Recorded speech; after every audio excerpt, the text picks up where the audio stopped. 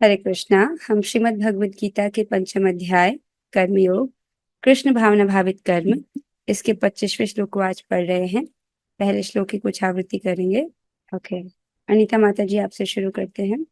लभन्ते ब्रह्म निर्वाणम लभन्ते ब्रह्म निर्वाणम् ऋषयः क्षीणकल्मषाः ऋषय श्रीणकल्मषः छिन्नद्वैधायतात्मानः छिन्नद्वैता यतात्माना सर्वभूतहिते रताः। सर्वभूतहिते रता। हरे बहुत कृष्ण। अच्छे माता जी। लभन्ते ब्रह्म निर्वाणम् लभन्ते ब्रह्मनिर्वाणम् ऋषयः क्षीणकल्मषाः ऋषयः क्षीणकल्मषाः छिन्नद्वैधायतात्मानः छिन्नद्वैधायतात्मानः सर्वभूतहिते रताः। सर्वभूतहिते रताः। बहुत अच्छे। आइए जानते हैं श्लोक में भगवान क्या कह रहे हैं। भगवान कहते हैं, जो लोग संशय से उत्पन्न होने वाले द्वैत से परे हैं, जिनके मन आत्म साक्षात्कार में रत हैं, जो समस्त जीवों के कल्याण कार्य करने में सदैव व्यस्त रहते हैं और जो समस्त पापों से रहित हैं, वे ब्रह्म निर्वाण अर्थात मुक्ति को प्राप्त होते हैं। बहुत सुंदर श्लोक है। एक बार इसके अन्वय को देखेंगे। क्षीण कल्मषाः, जिनके सब प्रकार के कल्मश जो हैं क्षीण हो चुके हैं, अर्थात जो पाप से रहित है, निष्पाप। छिन्न द्वैधा, अर्थात जो द्वैत है वो भी उनका छिन्न हो चुका है, अर्थात निसंशय। किसी भी प्रकार का संशय अब उनके मन में नहीं है।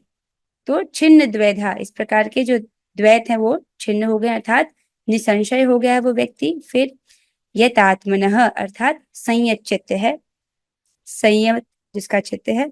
च, और सर्वभूत हिते रताः, अर्थात सभी प्राणियों के हित में रत। वो व्यक्ति कैसा है? सभी प्राणियों के हित, उनके लाभकारी, उनके कल्याणकारी कार्यों में रत है।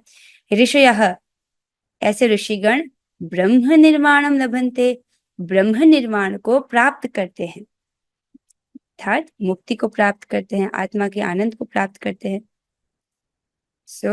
एक बार श्लोक को देखेंगे। एक बार श्लोक देखिए।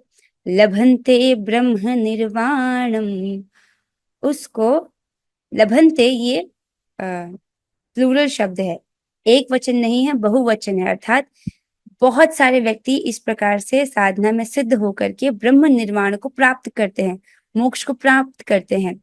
किस प्रकार से? जो ऋषियः क्षीण कल्मषा, जो कल्मष से क्षीण हो चुके हैं, अर्थात जो पाप रहित हैं। छिन्न द्वैधा, उनके हर प्रकार के संशय नष्ट हो चुके हैं। आप सोच रहे होंगे कि समस्त जीवों के कल्याण कार्य करने में सदैव व्यस्त रहता है, तो इससे ये धारणा बन गई कि शायद वो इस जगत में बहुत सारे पुण्य कर्म कर रहा होगा, लोगों के, गरीबों की सहायता कर रहा होगा। तो ये समस्त बेसिकली क्या ये ऐसा है? क्या समस्त जीवों के कल्याण कार्य में लगने का मतलब क्या ये है कि जो इस जगत में इस प्रकार से गरीबों की सहायता करते हैं, या कुछ और इसका अर्थ है? क्या अर्थ है उसको प्रभुपाद जी अपने तात्पर्य में स्पष्ट करिए। अनुवाद और तात्पर्य कृष्ण कृपा मूर्ति श्री श्रीमद एसी भक्ति वेदांत स्वामी प्रभुपाद द्वारा। प्रभुपाद जी कहते हैं, केवल वही व्यक्ति सभी जीवों के कल्याण कार्य में रत कहा जाएगा जो पूर्णतया कृष्ण भावना भावित है। देखिए, सभी जीवों का कल्याण वही व्यक्ति कर सकता है जो जान रहा है कि जीव का कल्याण किस में है। क्या उसके शरीर को संतुष्ट करने से जीव कभी संतुष्ट हो सकता है? जीव मतलब जीवात्मा, जो कि दिव्य है। अगर हम आत्मा की इंद्रियों को, जो भौतिक शरीर की इंद्रियों को तुष्ट कर रहे हैं, इससे आत्मा संतुष्ट नहीं होता है। तो सभी जीवों के कल्याण में वो रत है। वो कैसा व्यक्ति है? जो पूर्णतया कृष्ण भावना भावित है, राइट? वही व्यक्ति सभी जीवों के कल्याण कार्य में रत हो सकता है।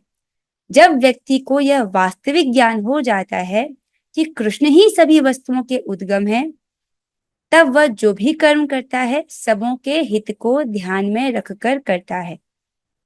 व्यक्ति स्वीकार कर रहा है कृष्ण ही पूर्ण पुरुषोत्तम भगवान है, वही सभी वस्तुओं के स्रोत है, तो जो जिस प्रकार वो कार्य करता है वो सबके भले के लिए है।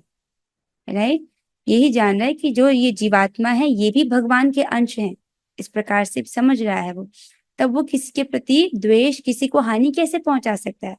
राइट, कोई भी जीवात्मा, हर जीव भगवान का है, भगवान का अंश है। राइट, फिर कहते हैं परम भोक्ता, परम नियंता तथा परम सखा कृष्ण को भूल जाना मानवता के क्लेशों का कारण है। यदि आप ये जानना चाहते हो कि सभी जीवों के कल्याण कार्य में किस प्रकार रत हुआ जाए, तब आपको ये समझना चाहिए कि ये जो जीव कष्ट में क्यों है। जब आपको समझ जाएगा कि वो कष्ट में क्यों है, तभी तो आप उसके कष्ट का निवारण कर पाएंगे। इस संबंध में आज मेरे शिक्षा गुरु जी बहुत सुंदर उदाहरण दे रहे थे।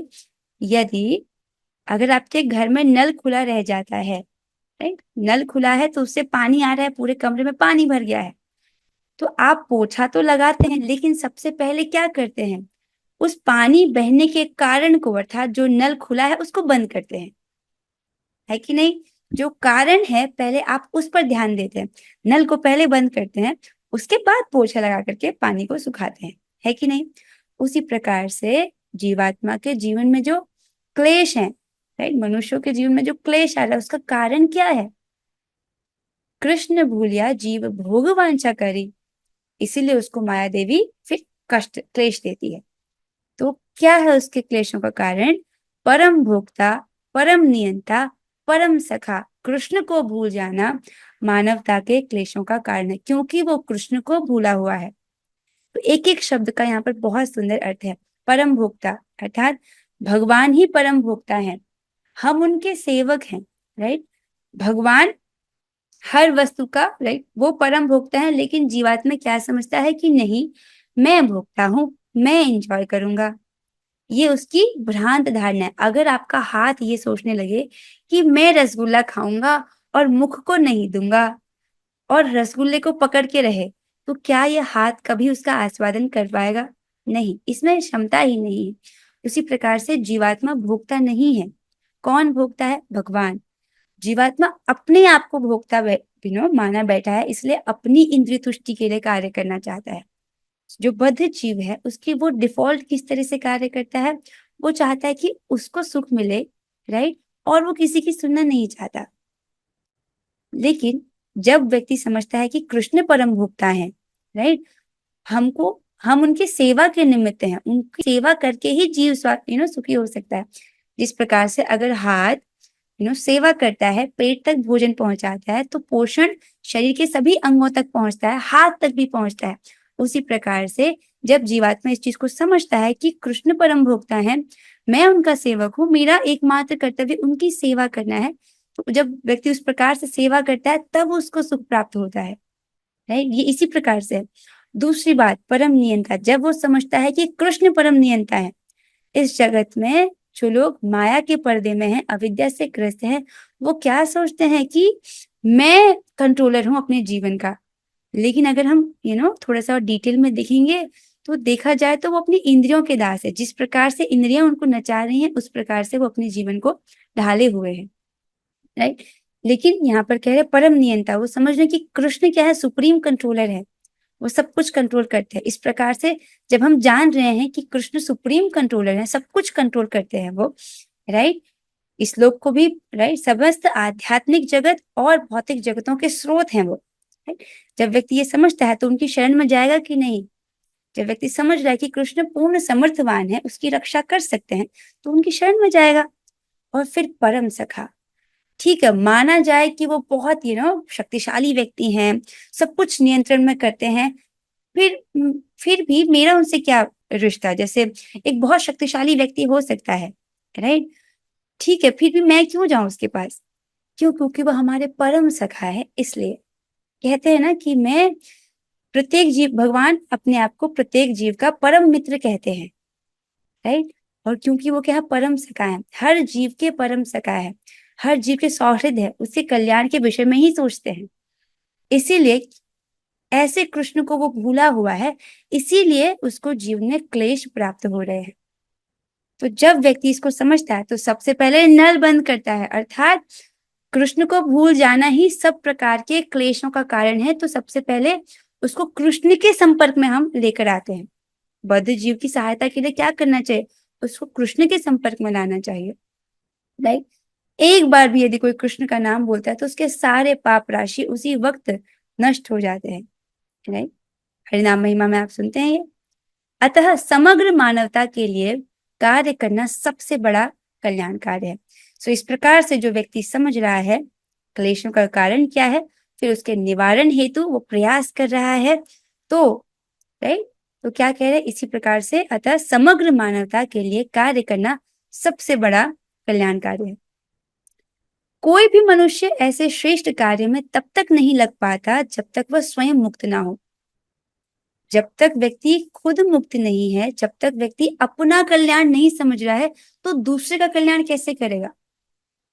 इस जगत में हम देखते हैं वो माता पिता जो भक्ति नहीं कर रहे हैं, उनको लगता है, राइट, जो माता पिता भक्ति नहीं कर रहे हैं, आप लोग की बात नहीं कर रहे हैं, आप लोग तो भक्त हैं, जो लोग भक्ति नहीं कर रहे हैं उनकी धारणा क्या है सुख की, कि जिस प्रकार से हमारा बड़ा घर है, राइट, हमारी शादी हो गई है, बच्चे हो गए, हम सेटल हो गए, वैसे ही मेरा जो बच्चा है इसको भी अच्छा ये खूब धन कमाए, इसकी शादी हो, बच्चे हो, सेटल हो जाए, उसको वो सुख मान रहे हैं।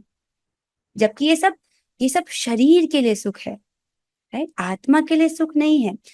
जीवन में देखो हर व्यक्ति सुख चाहता है, लेकिन सुख निर्भर करता है व्यक्ति की चेतना में। व्यक्ति की जैसी चेतना होगी उसको जितना जितना उच्चतर चेतना व्यक्ति को वैसा वैसा सुख प्राप्त होगा। भौतिक सुख में ही देख लीजिए तो तमोगुणी चेतना, रजोगुणी चेतना, सतोगुणी चेतना, राइट। तो व्यक्ति क्या करता है इस जगत में, एक पाश्विक सभ्यता में शरीर के लिए संसाधनों को जोड़ रहा है, बहुत सारा धन, अलग अलग प्रकार की सुविधाएं, सब शरीर के लिए, लेकिन आत्मा के लिए क्या? राइट। तो अस्थि सभ्यता वो है जिसमें आत्मा का लाभ हो, चित्त के शुद्धिकरण का कार्य हो। तो जितना जितना चित्त पवित्र होगा उतना उतना उसको सुख प्राप्त होगा। राइट। यही प्रोसेस है हरे कृष्ण महामंत्र जप का, कि चित्त को क्रमशः पवित्र करना।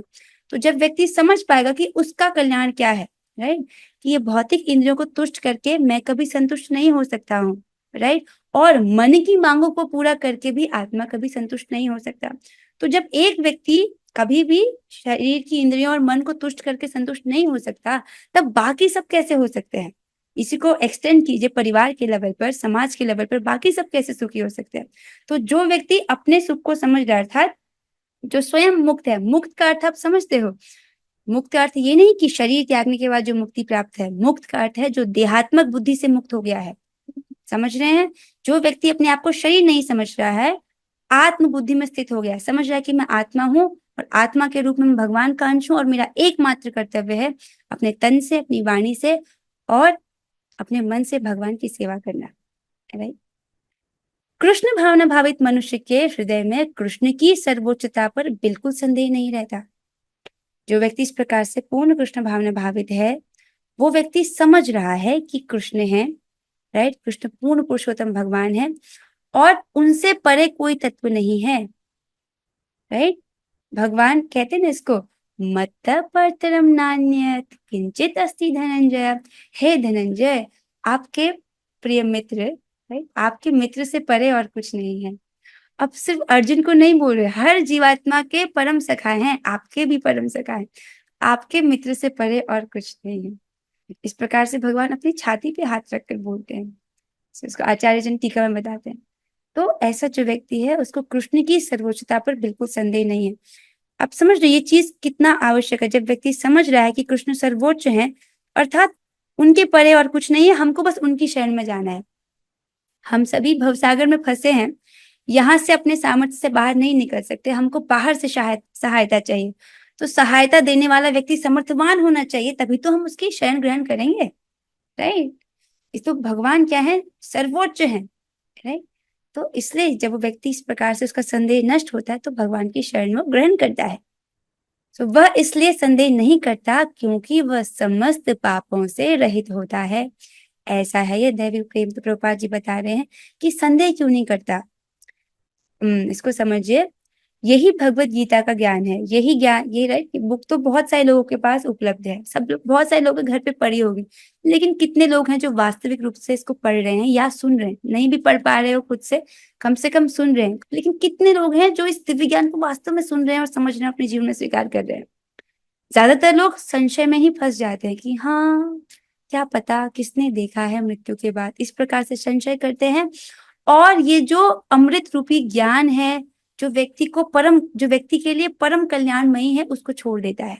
समझ रहे क्या कारण है? संदेह। एक दवा, व्यक्ति रोगी है, उसके पास दवाई है, दवाई उस रोग का इलाज कर सकती है, लेकिन अगर व्यक्ति के मन में संदेह है, अगर आपको डाउट हो रहा है कि दवाई काम करेगी नहीं करेगी, तो आप क्यों लोगे? व्यक्ति के मन में संदेह है तो उसको ग्रहण नहीं कर पाता। तो प्रभुपाद जी बोल रहे हैं कि इस प्रकार का संदेह क्यों होता है? क्योंकि व्यक्ति के हृदय में पाप होता है जो उसको इस तरफ आने नहीं देते, पाप उसको खींचता है, राइट। आपने क्या सुना? एक व्यक्ति जब भगवान का नाम बोलने की इच्छा करता है तो समस्त पाप राशि भयभीत हो जाते हैं। क्यों? क्योंकि अगर ये नाम बोल देगा तो हमको भागना, सारे पाप ध्वस्त हो जाते हैं, तो पाप राशि भयभीत हो जाते हैं। तो जो व्यक्ति संदेह नहीं कर रहा है, जिसको इस प्रकार से श्रद्धा है, कृष्ण क्या है? सर्वोच्च है, पूर्ण पुरुषोत्तम भगवान है। तो जो वो संदेह नहीं कर रहा, क्यों? क्योंकि वह समस्त पापों से रहित होता है। ऐसा है ये दैवी प्रेम, राइट। और जो व्यक्ति नियमित रूप से भगवत गीता को पढ़ता है गंभीरता से, तो इस बताया जाता है भगवत गीता के महात्म्य में कि जिस प्रकार से कमल के पत्ते पर पानी की बूंद ठहर नहीं सकती, उसी प्रकार से वो व्यक्ति पाप से कलुषित नहीं हो सकता है। इससे आगे हम कल पढ़ेंगे। तो यहाँ पर पहले भाग में आपने पढ़ा तात्पर्य लिखिए कि कौन व्यक्ति जो है वास्तविक रूप से सभी जीवों के कल्याण कार्य में रत रह सकता है, कौन जो पूर्णतः कृष्ण भावना भावित है।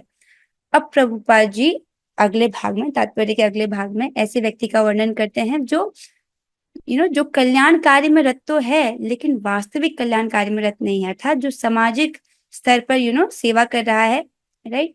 उसको थोड़ा सा प्रभुपाद जी अपने तात्पर्य में और विस्तार से वर्णन करेंगे, जिसको हम अगली कक्षा में जानेंगे।